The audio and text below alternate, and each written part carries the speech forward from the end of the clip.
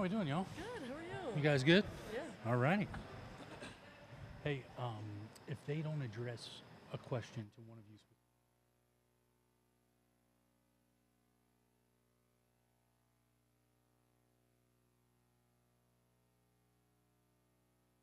you, welcome everyone to North Carolina's press conference. Let me give you a couple of announcements quick, and then we'll get to the questions. Please remember to silence your cell phones. Media members, provide your name and media affiliation each time you ask a question. If you're joining on Zoom, please use the raise hand function for questions, and we will address questions in the room first and get to Zoom if time allows. Recording of press conferences on cell phones or cameras is prohibited. Today for North Carolina, we have Alyssa Ustby, Maria Gakdeng, and Lexi Donarski. And we'll start with questions in the room, so feel free to raise your hand and we'll come to you. Remember, name and affiliation first.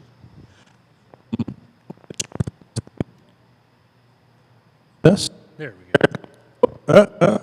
Sorry. North. So, I just wanted to ask,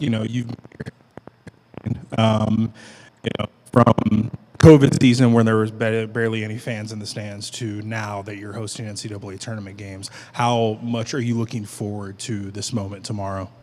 Yeah, I'm really excited for tomorrow because I've been able to witness firsthand the growth of this program from, like you said, 2020 during COVID all the way to what it is now. And I just credit all the great people that have came here and have poured everything they had into this program to get it where it is today. Hi, Alyssa. Doug Bonjour, AP.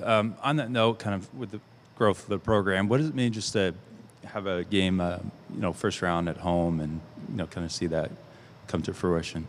Yeah, it means a lot. Hosting was one of our goals in the beginning of the season, and to finally have it be tomorrow is something that's super exciting. And all of us girls have been working really hard all season, and so it's just something that we're honored to be able to give back to the community for, because we have so many great fans in Carmichael that continue to support us every single game, and it only feels right to bring them the first two rounds of the March Madness tournament home.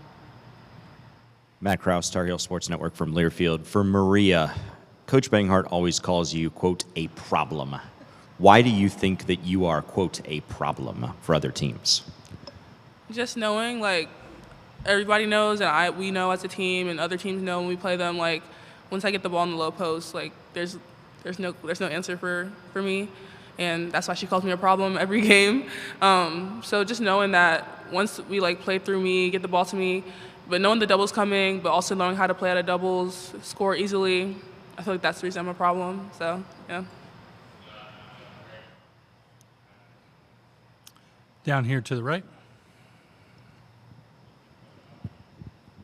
Doug Feinberg with the Associated Press. For all three of you, what is your first March Madness memory watching it as a kid? Is there a game you remember, a play you remember? Someone said the other day that the Enrique shot to beat UConn was their first memory. Is there anything you remember as a kid growing up watching March Madness? Lexi, why don't you start and we'll go down the row.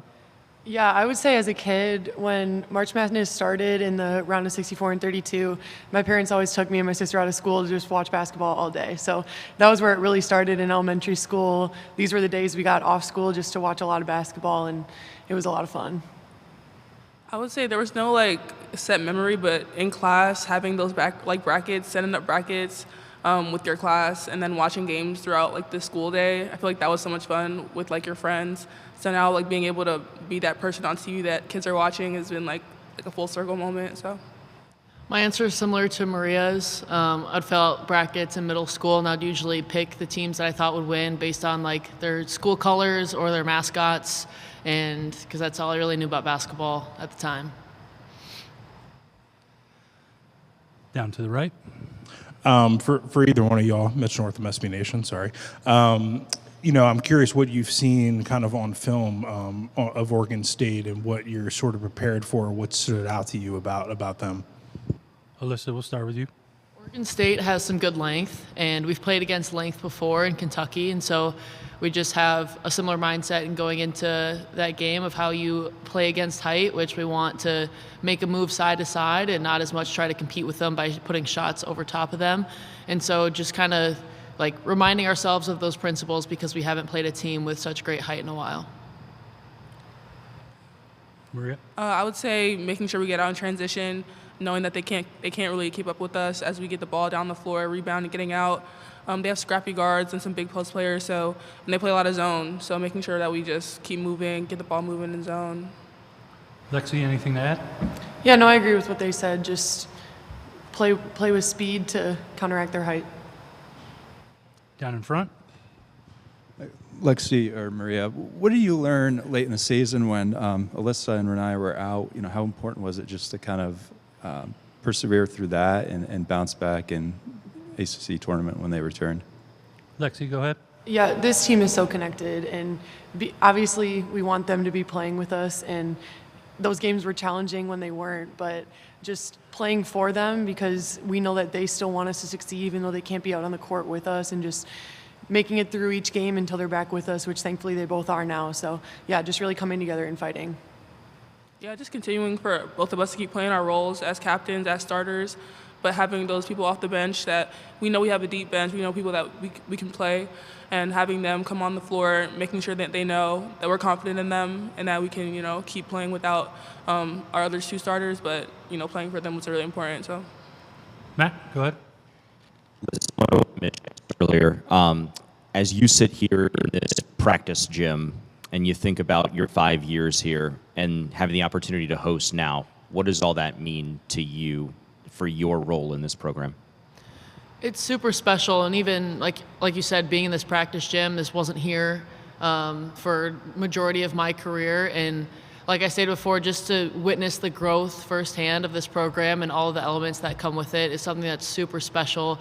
I've been wanting to host every single year that we've had like the opportunity to in March, and it's like it feels good to finally get over that hump, and I felt like we finally had the right pieces that were all bought into the same goal, the same mission, and it's just really rewarding. Like, we put in so much work since in the beginning of the summer, and so we're finally reaping those benefits now. Down to the front. Doug Feinberg, the AP. Alyssa, just to follow up on my question before, was Carolina far in your bracket as a kid because of the color scheme and the mascot? Yes, it was my Carolina blue is my favorite color, so they're always making it. Three of you, just what is Coach Banghart like as a coach? I know from her time at Princeton, she was a player-led type coach. What is she like for you guys? Lexi, go ahead and start, and we'll work our way down. Yeah, she cares a lot, and she does what she needs to get the most out of all of us, both as a team and individually, and she'll push us, she'll get on us when she needs to, but really she's really good at just building that team atmosphere that brings us all together so we can be a player-led team, because you need leadership on the court to win big games. Yeah, very effective coaching. I would say she's very solution-oriented. We ran into a lot of injuries last year, but even this year, we had to just regroup a couple of times, and I think we fared well no matter what. And I think she does a great job of just making sure that we all know that we're confident in each other to go out and win games. Something that I admire about Coach Banghart is how every single year she's had a different team, and those teams have had different needs. And I felt like this year she's done a really good job at infusing all of us with confidence, because we all have the basketball IQ and the understanding of how we need to play the game and what the game plan is. And so, her role has been really great in just infusing us with confidence and making sure that we feel prepared and ready to go out and do what we already know we can. Go down here to the left. Kate Shoemaker of the Daily Tar Heel. For all three of you, obviously, we're in your practice gym. We're interviewing you in a different setting, and you're still at home. But how has this week felt different? No March Madness branding, all of that, but has it felt strange at all, kind of practicing in this setting? Alyssa, we'll start with you and work down. It has felt a little different just because of the access to our facilities is a lot different, and we have different schedules that we have to kind of work our days around. But although it's kind of weird, it feels special. It feels like something that we've earned and something that we're excited for. Yeah, I would say it is a little bit weird, but a good kind of a feeling to it, especially since last year we had to travel to get ready to play over in South Carolina, and then for me the year before that, this wasn't even a reality for me, playing in the tournament. So this is a weird feeling, but I think we've earned it, so I'm proud of us.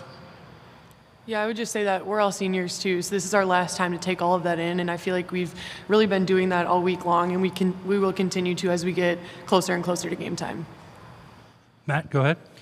Lexi, earlier Liz talked about pieces and how this team has the right pieces. You were a player that didn't have a relationship with Coach Banghart when you went into the portal, but she sought you out as a piece to make this all click. What does that mean to you? Yeah, I mean, it means a lot. I mean, Coach Banghart is a great recruiter, and the second I started talking to her and got on campus, I was like, that's someone that I want to play for. That's a program that I want to be a part of. So it means a lot, and I've really enjoyed my time at Carolina and want to keep this season going as long as we can. Anything else, folks? Down here to the left. Yeah, Matthew Maynard, the Tar Heel Tribune. Alyssa, you obviously didn't get to play here in Carmichael on your senior night. So how special is it for you to get to play potentially 2 more games in Carmichael and kind of have, a senior night of your own? No, it's a great question. Not being able to play on my senior night was absolutely heartbreaking. I was so upset that I didn't get to play on the court that I've poured so much into for the last 5 years. And so that made me even more urgent to secure that hosting spot. And so that drove a lot of my recovery process. I wanted to get back as fast as I could from injury just to help my team make sure that we secured that opportunity for a host so that I could play on that Carmichael court again. And I'm just so excited. And again, I just can't reiterate enough how proud I am of this group for getting that done and finally get to play on the court again. Down to the right. Lindsay Gibbs with Power Plays. Alyssa, you've not only seen this program grow, but you've seen women's sports and women's basketball in particular grow from a few years ago being able to finally officially say March Madness, and now this year with the units. What do you think about how you've experienced the growth of the women's basketball game, and where do you hope it goes in the future? I've been really fortunate to be alongside so many women's basketball players that have a lot of courage and use their voices to speak up for change and have been just trailblazers in that industry, whether they're still in college or coming into college, and especially in the WNBA, there's so many players that contributed to growing this game where it needs to go. And I see it just continuing to expand. I mean, the coolest thing I've seen is I have 3 older brothers, and none of them watched any women's sports, especially women's basketball, because it just didn't seem like was something they were interested in. And now all they care about is women's basketball. They found a different sense of joy and pride in what the women's game offers over the men's. And so it's just been really cool, again, to witness firsthand how the change has impacted my life directly and my family's. Anything else for the ladies? We're clean on Zoom. Going once, going twice. All right. Thank you, ladies. Good luck. Thank you. Thanks, guys.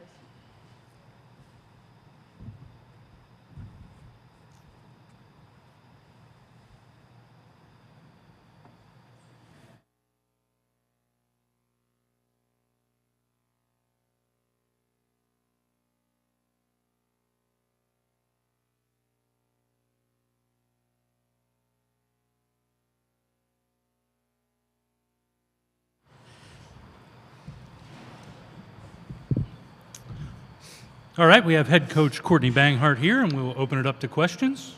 Raise your hand, and the mic guy will come by. Hey, Courtney, Doug Feinberg, the AP. There's a lot of really good basketball in this area this weekend with the 3 women's teams hosting and the men's first round site in Raleigh. What does it say about the area having so much, being basically the center of attention for the NCAA tournament this weekend? Yeah, I mean, gosh, how lucky for the people that live in this area. You look at, I think I saw Kelly Graves saying that it's for as long as he's known women's basketball, it's been the epicenter. The Triangle has been the epicenter of basketball. And we sense a sense of pride for that, a sense of responsibility to it, right? That you don't want to be the one left out, right? And so you've got really good teams on the men's and women's side all within an hour radius. You want to make sure that your team's there and holding its side up. Remember when I got this job, I think, there were us and Duke and some other guys that weren't sort of where we are right now. And I know we've kind of all been, as much as it's hard to say, kind of secretly rooting for each other to bring basketball back here. And I think it's arrived.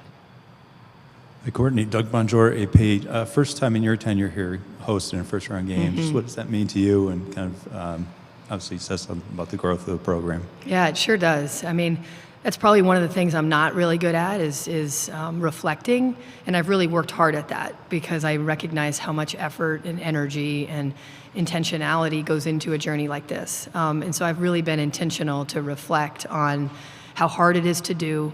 There's a lot of heavyweights in women's basketball, but you are one of the heavyweights when you're hosting in March. And it's one of those things that's not political, it's actually performance-based. And so, seeing all this March Madness stuff, knowing that I can be at my son's game tomorrow morning before coming to my own and things like that, it's pretty remarkable. So really proud of, as Alyssa so eloquently said, there's a lot of people that have put their effort into this. We've gotten some administrative support, we've gotten a lot of really good recruiting people that have trusted me, gotten great staff people that have poured into this program.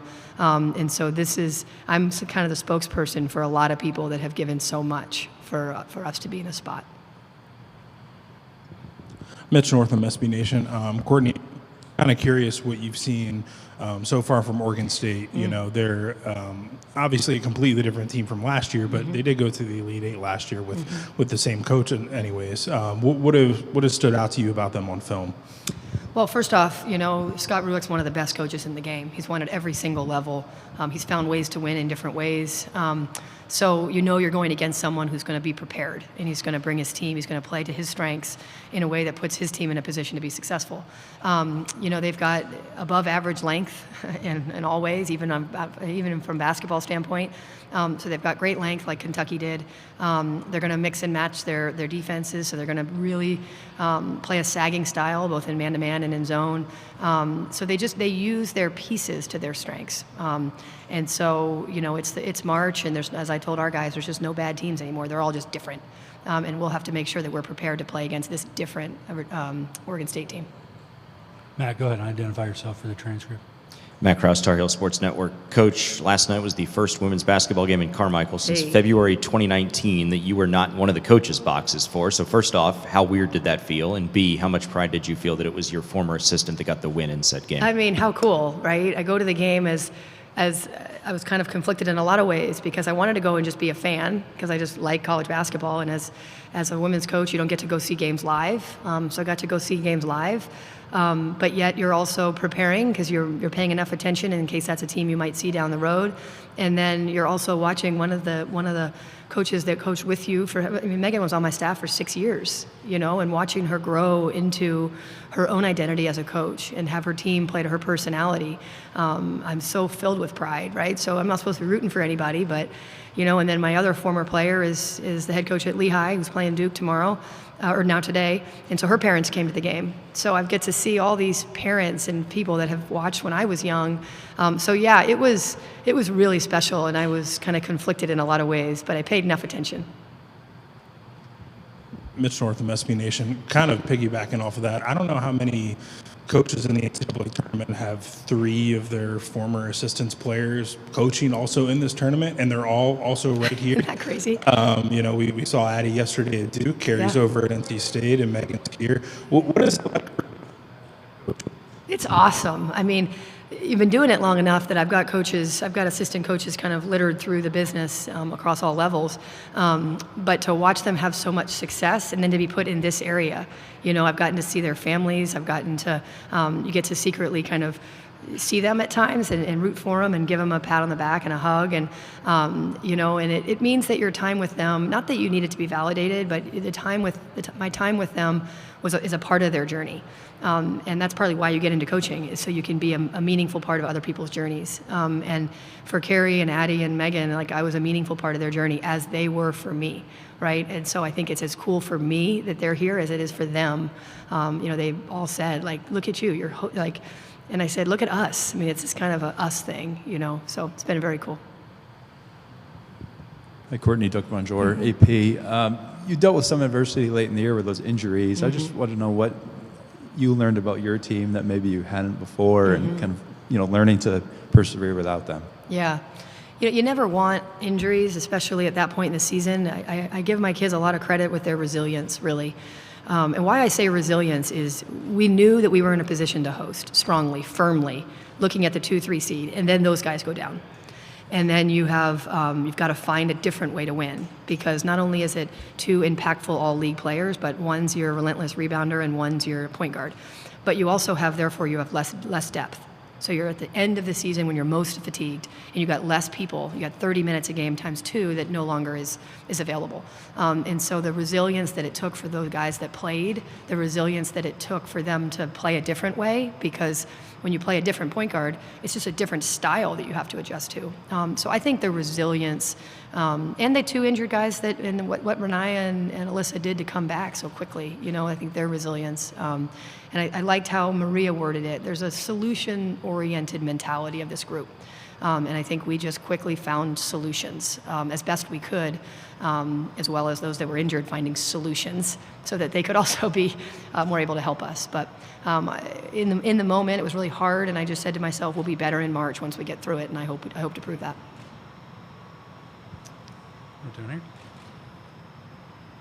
Doug Feinberg, the AP. Courtney, if you could put on your WBCA hat for a second. Yeah.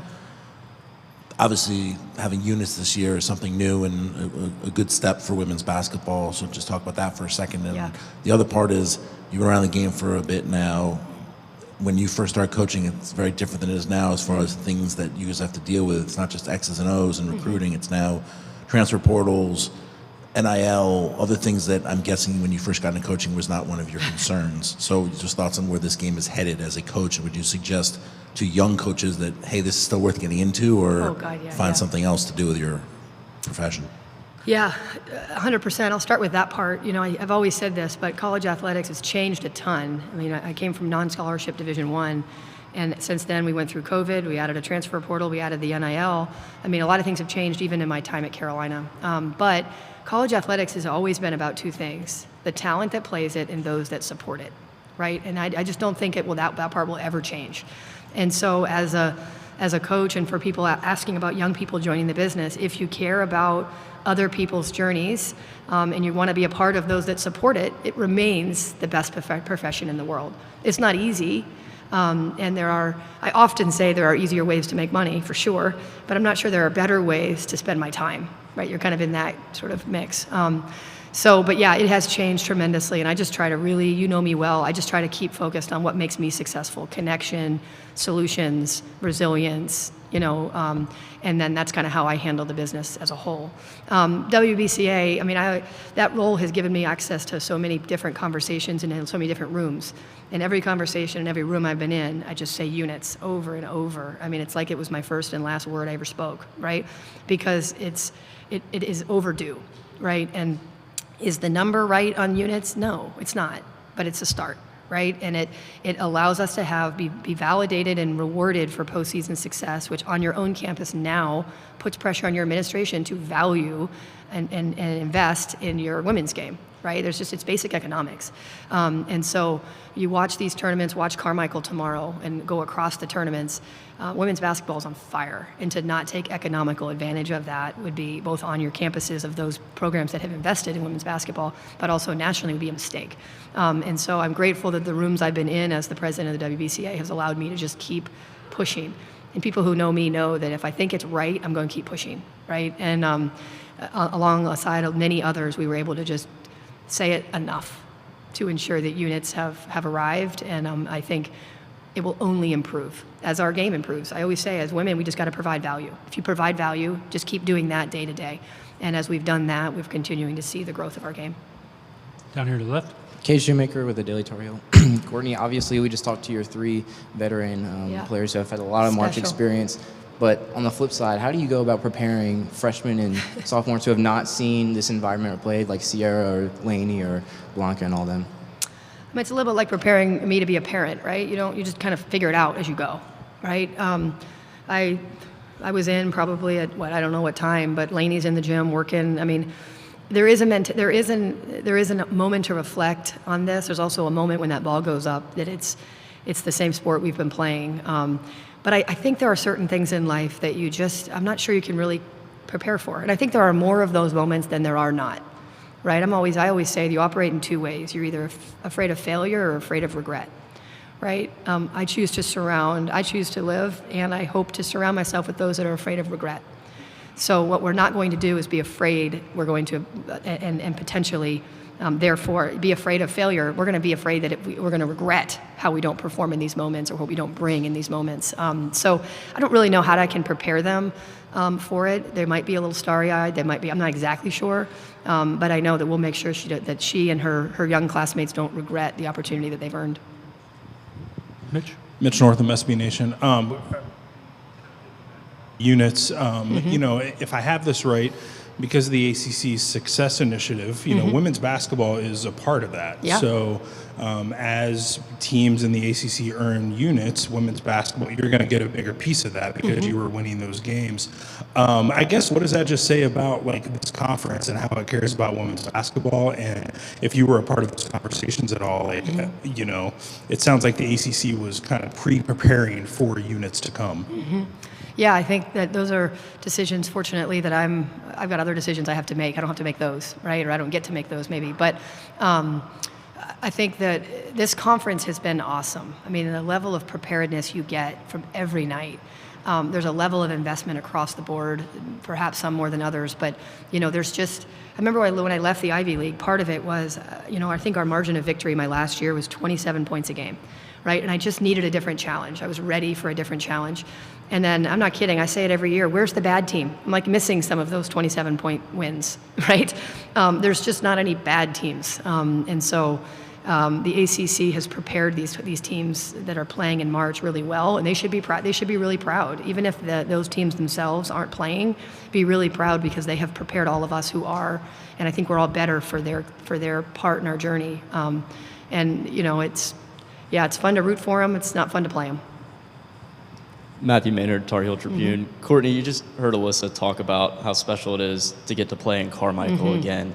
What was kind of the process over the past couple weeks with her, and how special is it for you as her coach to see her get at least one more game and potentially two more games in Carmichael, and just your relationship with her? Yeah, I mean, this is a house in a lot of ways that she's rebuilt, right? And for her to not have her name announced on senior night was really hard, right? And knowing that, and then hearing her ovation at the NCAA tournament, I won't forget it, right? She deserved it.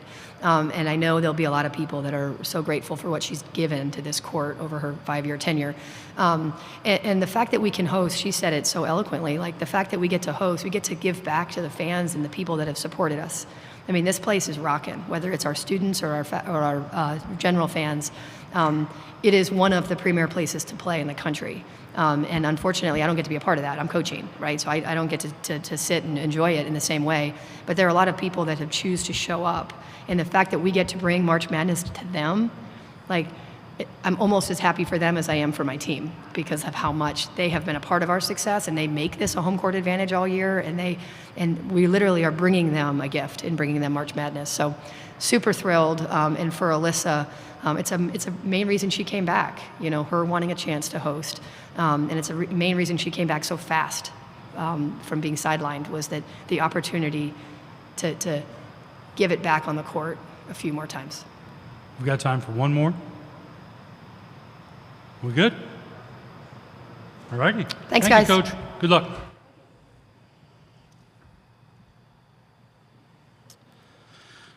As a reminder, Hammond Communications will post a recording of this press conference in the NCAA Digital Media Hub at ncaa.veritone.com. Transcripts are provided by ASAP and will be posted shortly. Thank you for joining us.